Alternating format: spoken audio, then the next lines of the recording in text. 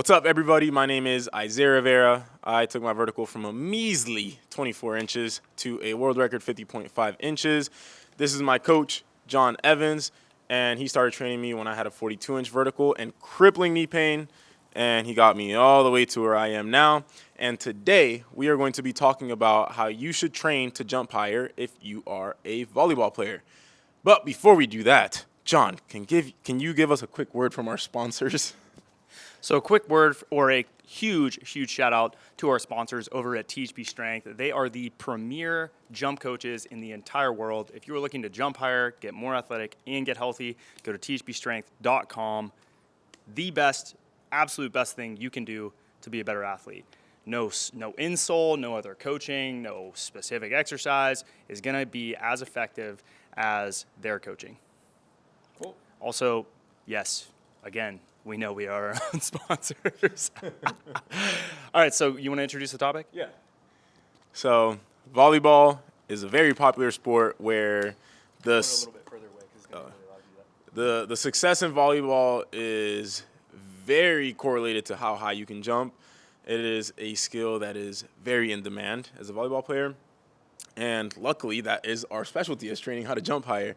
And because of the nature of volleyball, I do have a big percentage of viewers that is their main sport. That is the entire reason that they are training to jump higher. And quite frankly, there isn't a lot of information, good information out there about training specifically for volleyball like there is for basketball. I think the basketball world is way bigger than the volleyball world, and thus there's a lot more information on dunking. But hopefully we can bridge that gap for you guys. We've actually trained a ton of volleyball players. It plays. I need to actually take a poll and see how much of it is, but I wouldn't be surprised if like 20 to 30% of the athletes we coach are strictly for volleyball. So without further ado, let's get into it. I guess the first thing that we need to define is You like definitions, don't you? Yeah. Well, I like to give kind of like a framework for the topic, but I guess what biomotor capacities do you need if you're a volleyball player? That's probably a good place to start. Yeah, so I actually think that volleyball and dunking are pretty much the same. I mean, it's the same in terms of what you're trying to do for the KPI, key performance indicator for success, which is jump high, right? They're pretty much identical.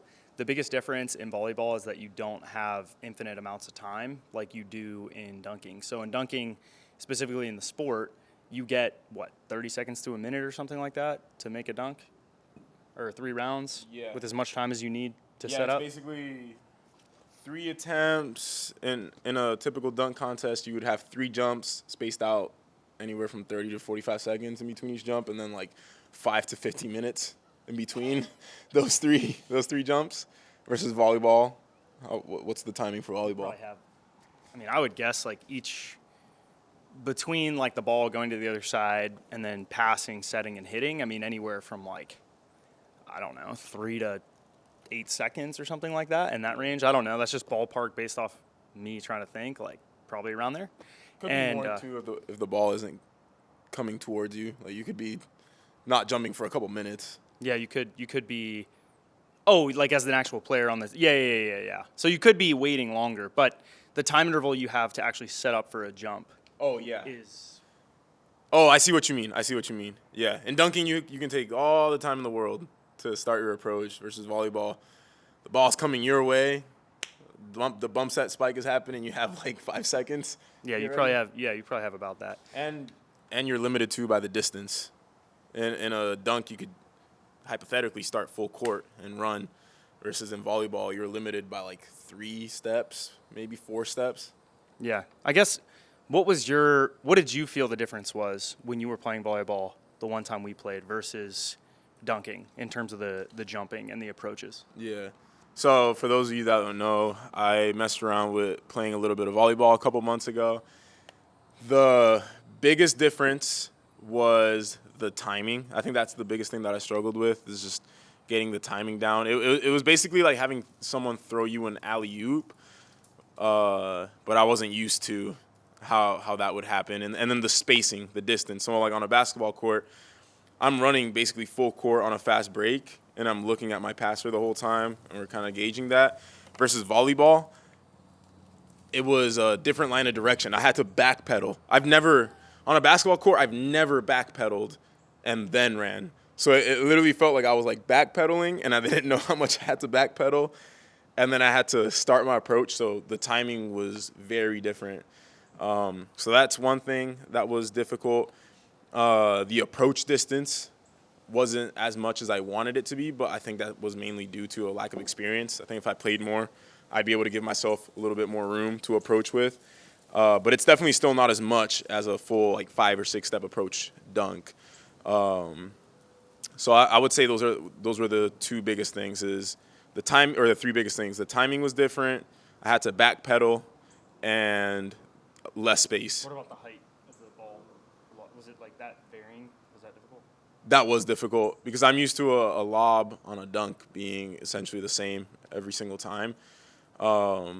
Whereas it was different when I was playing volleyball. Mind you, I think that would change if I played more consistently and got used to the timing. And then if you're playing consistent with a passer, like you'd probably get to understand each other's timings and all that stuff. I will say a lot of those issues were just from a lack of experience. Yeah. I think. And bad players. Yeah. But I think if I were experienced, the biggest difference would probably be the space. You don't have as much space and time to set up for your jump. Yeah, I agree. I think that watching you play and seeing your dunking and your max effort jumping, you have, what is it? I mean, how far is it from the hoop to the 3-point line, college? From where I start, it's probably like 25 feet away, 20 to 25 feet away from the hoop. Right, and so a 10-foot line is back row. So if you're doing a straight ahead approach, you'd have to be like where you serve to the net would be for you to hit 50.5 inches on an approach. Yeah, it's crazy. So I could cover most of that. Yeah, exactly. So basically, you'd have to work within, and if you move laterally and stuff like that across the court, which some guys do to stay in the front row, I think for you, back row hitting would be more similar to actually dunking, like a distance dunk almost, or something like that. And then if you're front row, you'd probably have to be, you'd be behind the 10-foot line before your approach. It's like a step and a penultimate. Yeah, kind of. What do you think you could hit on that in terms of vertical? I mean, I've kind of tested. That's what I did when I did my height check 2 dunk sessions ago. And I tested my vert with flight time, and it was like 44, 45. So you could hit a 45-inch vertical with 4-foot contacts into a jump? So one step, penultimate, plant block? 3 steps. 3-foot contacts, I could hit a 45. Wow. Okay. So I think you could probably get one more in there. What if you had one more, like a baby, one additional step? I'd be at most of my vertical for sure. On my highest jumping day ever, I could probably test 48 with that. Okay. So pretty much the same. That's the biggest difference, right? So you're dealing with slightly less horizontal momentum. It's like 90% of your vertical. You'll be Yeah. able to access. Maybe more, 95%, right? 90 to 95% the whole time. Now, most times when I watch players in volleyball, they're more focused on the timing, and part of that is related to their height, right? If you're a volleyball player at the men's collegiate level and you're really, really good, odds are you're probably 6'3" to 6'10" or something like that. And the timing of the sets is going to differ, right? And I'm not a volleyball expert, but I've talked to a lot of volleyball players who are pretty good, like Josh Barina, Jimmy Ho, Richard Tan, and these guys have kind of taught me a little bit about it. And to my understanding, the pace of how fast those sets come across the net, like how fast you can get a set across, and then how quickly the hitter can get to the ball. So if your pace is really fast, you're probably really low fast sets. And so it's more about the timing of the hitter and the setter to get really high pace volleyball. And the more skilled you are, usually the higher the pace it is. So if you're a really high level men's team, you might, set the ball across the whole net, whatever, a foot or 2 feet above the net. That's only 10 feet. But you're basically in the air as they're setting the ball and pushing it across the net. And so the defender doesn't really have enough time to read that, and that makes it really, really tricky. And so that's more of the strategy aspect of it. As you get to higher levels, that seems to play a role. At the lower levels, and the highlights that we see is usually these high school guys or college guys or club guys that are just doing the crowd pleaser level mega hits, from back row, like Lionel Marshall and stuff, where it's just a high-ass set. He's coming from back row and just absolutely annihilating the ball. So for those, it seems like it's pretty much exactly the same, right? You can access 95% of your vertical on those hits, those really big, just massive spikes where they crater it into the floor, which are fun to watch. That's what we all like to watch, and it's probably what a lot of our athletes want to do and like to do. So I think the training should not be that dissimilar, but the big difference is that volleyball players are jumping. I mean, we have a collegiate volleyball player we coach right now, and she sends us all her data. She's jumping each practice 130 times. So imagine, and she probably jumps 4 to 5 times a week because she's a front row only player, right? What's 150 times 5? I don't even know. 750 contacts a week. Yeah. How would you feel if you jumped? And she's probably, so her best touch is 10-1.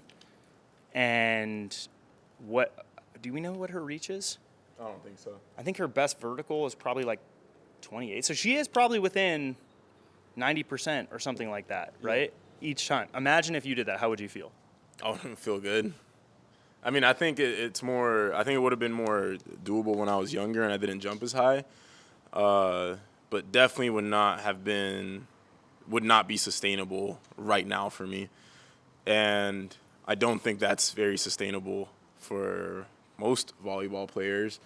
I think the only way it is sustainable is if you decrease the effort level on your jumps, which I think it is how guys survive, but you're not going to be pushing your vertical up, which I guess leads to what the biggest issue for training volleyball is, that they're just jumping way too frequently, to the point where the weight room quality isn't very high, because the only way to have high weight room quality is to have higher frequency on all that stuff, higher intensities, at which point you're going to be battling injuries. So something has to give. I think if your priority is to improve your vertical, like to maximize that specifically, something has to give. Right. I think another big issue with volleyball is that, especially at the grassroots level, as you're going through high school and even into college, is that so many of these programs are asking athletes to play year-round. So not only are they having a season where they're jumping 750 times, they're having an off-season, a preseason, all these different times throughout the year where they're jumping 750 times a week. That's a serious issue because you don't have time to focus on anything else. And I think part of this comes back to the coaching. I think the coaching for volleyball is not very good because they don't take this into consideration at all. All they think about is, we got to practice these fancy sets, we got to practice these fancy passes, we got to practice all this other stuff. And it's like, you got to be, first off, in a game, you should be jumping 90 to 95% of your best, right? So how are you going to do that and stay healthy and this is a major KPI, and if maybe the pace of the game is more of a KPI than the actual output of the athlete, okay, maybe you do have to do that. Maybe you do jump maximally more. But if your goal is to jump higher and you want to hammer spikes, and that seems to be as important as what it is, right? Or it seems to be relatively important. If it's actually that important, I'm actually curious. Something has to change. For those of you guys that are experienced volleyball players, I'm curious if you can comment below where, on a scale from 1 to 10, how important is vertical jump ability? Or like top touch, maybe. Yeah, or your max touch, and how important is the skill of volleyball? I'm going to give an example. For basketball, as much as like what anybody says, I would say up until like the D1 level, it's way more important. It's like you need to have like a baseline level of being able to dunk, I would say, to be able to compete at a high level. Like if you can do a 1 or 2-hander. But then that's like the baseline. But then the skill is way more important past that. Like you're not really going to improve as a basketball player by going from, let's say it's me and I'm rim grazing. I have a 36-inch vertical. As a basketball player, I will become way better and increase my chances of playing at a higher level if I focus purely on the skill aspect of it than going from 36 to 45 inches. I'm curious, for those of you guys that are experienced at volleyball, is it the same thing in volleyball? Or can you get to a decent skill level, baseline skill level, and then from there it's like the ceiling is based on how high you can jump? part of me wonders too, like, I've seen a decent amount of volleyball. What if to pass, you don't need to be like front row, your focus is blocking and hitting, right? Yeah. Maybe some passing, there's like some element of reaction time or whatever else, but you don't need to jump to practice that stuff. So it's really just working on timing it with the setter. Yeah. So I'm wondering if you had just one time a week of jumping 50 times maximally, whether it's playing or hitting or whatever else. And you can do. And you do that once a week leading into the season, right, in pre-competition. How I would set it up is, there's Austin. How I would probably set it up, once a week, I would have that, right? Jumping 100%. Like one of those hard practices. Like those. Not even a hard practice, just like, hey, we're going to practice like, yeah, I guess you could call it that, like where practice, you're hitting. Jump as hard as you can. Yeah, we're just going to focus on that. And, maybe that's like, let's say the season's 3 months long, that's a month out before season. When you're in season, though, it's more about increasing your max, like having already increased your max vertical and functioning and having this max vertical reserve where functioning sub-maximally, you can have a higher vertical and sustain it throughout the season, right? Yeah. So maybe your max vertical goes up to 52 in the preseason, right? Or pre-competitive season. And then you get into the competitive phase and you're essentially functioning at 48 or 47, but you can do that, let's say even if it's 150 times a week, right? And that's all that's asked of you. And then you're killing everyone by doing that.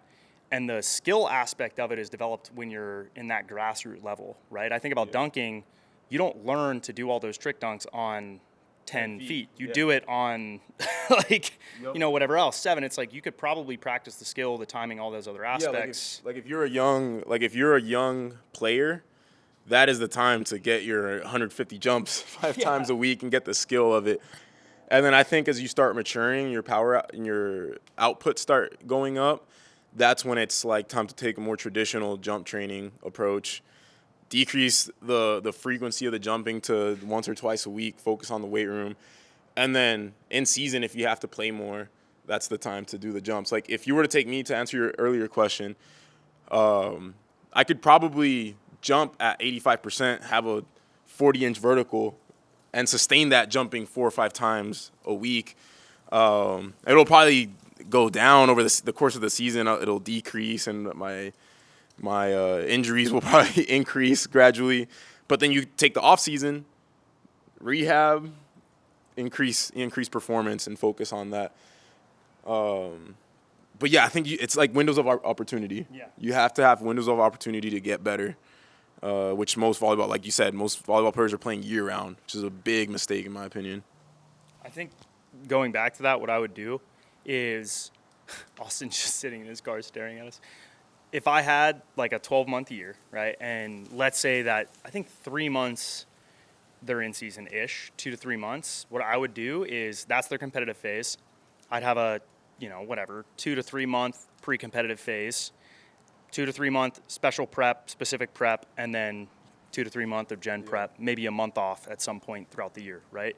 So I'd focus on heavy strength qualities when I'm further out, probably even all the way through the special prep phase. I would really focus on max strength. Once I would get into like pre-comp, I would start to really just focus on higher velocity movements. I'd still do each of those as like each of those phases I would cut down, and I would probably have a 2-peak year now that I think about it. Yeah. I wouldn't have a 1-peak year because you're going to detrain all those qualities. You can't extend the pre-competitive phase out to 3 or 4 months. It's not better by doing that because you lose all of the training effects from the previous cycles. So I probably would still keep them all at 1 month, but I would really focus on increasing their vertical as high as I possibly could, leading into the season. And then once they're in season and the competitive part, it's like strategy becomes more of a role, but you have a better product to work with. And if strategy was that important, then 5-6 players who have great timing would be they would be great. But I do think that height and your jumping ability is going to dictate your success at a super high level. And then on top of that, I think about you jumping and touching 12-1, no one off of one step with 2 hands. I don't care if you're 6'10", is going to touch 12 feet off one step with you. Like, I think you would hammer, if you had good timing, you would annihilate the ball, especially knowing how hard you dunk. If you learn to hit a ball, you're telling me you couldn't just look down at their itty-bitty fingers and just break them as you hammer the ball into their fingertips and then blast the ball out of the, like even if their timing's great, I still think you could either that or you're just going to look, you basically have a bird's eye view to look at where you want to hit the ball. You know what I mean? That's how I envision it happening. I don't know. Imagine when you try to dunk on someone like Lewis, no offense to Lewis, but if you're taking 3 steps, 4 steps, better yet, it's off a lob, and he has to take 1 step and try to block you with 2 hands. Yeah. You think you're going to dunk on him every time or try to break his hand in the process at least? Yeah. Yeah, I do actually. Like, that's how you could kind of think about it, right? How is it? Is it that much different, do you think? I think dunking is different because dunking's actually a lot different. I think it's way easier to block a dunk than it is to block a hit in volleyball. Because in dunking, the ball has to go through a circle that's 18 inches in diameter. No matter where you start, how fast you're running, the ball has to end up there. So as a defender, you just have to put your hand by the hoop. Someone could jump. Someone could have a 100-inch vertical and jump from the freaking 3-point line, and you could have a max touch of 10-6, and you could block them. And the reason I know that is because of Lewis. Lewis is extremely good at blocking dunks, and he's blocked me multiple times. He's blocked Guy Dupuis. He's blocked Doug Anderson. All of us jumped higher than him, and this is when he was young. He didn't have the vertical he does now, and it's because the ball has to end up there. Whereas in volleyball, it's like you said, you have a bird's eye view, and it's almost the opposite thing. The one place that someone can get a block is where their hand is. So you just hit it away from the hand. So it's the opposite problem of volleyball. Dunking is one target. Volleyball is technically like endless targets. The ocean. Yeah. That's actually a really good point. So that said, how it's different, how it would get guys. I actually want one more thing. Go ahead. How would it differ? So someone signs up for THP. We load up a cycle for them. I'm going to give 4 scenarios. 4 scenarios. Okay. Healthy person in season, healthy person off season. Guy with knee pain in season, guy with knee pain off season. What are you going to tell them how are you going to tell them to adjust the training, the workouts? Okay, this is a good question, and for those of you listening, if you're athletes, bookmark this timestamp and listen to your whatever of these 4 you fall into. So if I'm out of season, healthy, let's say it's right at the end of the season. Stop playing volleyball. Yeah, stop playing volleyball and basically start training hard, right? Don't maybe jump once a week. Now, if you're unhealthy, get healthy as possible before, and probably stop jumping. Build it in progressively. Focus on getting healthy. If you have knee pain and you sign up for THP, we're going to get you healthy. Perfect. I don't want you, because I feel like they'll think, oh, let me get healthy before I sign up. I hate that. That is such a bad idea. Let me do ATG first before signing up for THP. It's like, okay, or you could have just gotten better, stronger, more athletic, and still been in the right progression anyways. And then you have the in-season guy who's healthy. I'm probably going to focus on keeping them healthy. So I would want them to work in those windows of opportunity, focus on staying healthy, push when they can push, when they have a lot of time off, and I would tell them to dog it in practice, basically. How would the weight room work for that guy? How does the weight room work for the healthy guy? Yeah. I would still follow a progressed plan, periodized plan, according to their competitive schedule. So when it's non-important stuff, I would load more heavily, still follow a periodized plan as they get closer to a game, an important game. I'm going to back off in the weight room closer to that game, but still maintain the integrity of progressing intensity, dropping volume, etc., and still try to get I look at it sequentially. So I have a set workout, and I try to get through 4 of those set workouts. I don't have as much variety because you don't have a higher frequency. You can't repeat the same day 1 4 times probably. Yeah. So you might have 2 workouts that you want to progress across 3 to 4 weeks, or one big workout you want to progress. So I'll try to progress that one or something else, and address that emphasis. But it's relatively general. I'm not going to be doing a lot of jumping. I'm not going to be doing any plyos. I'm not going to be doing fast eccentrics. I'm not going to be doing overloaded eccentrics. All that stuff is going to come out. And then as I get closer to the season ending, or the higher competitive stuff, I'm still going to unload them. I'm still going to deload them. All that stuff still is maintained.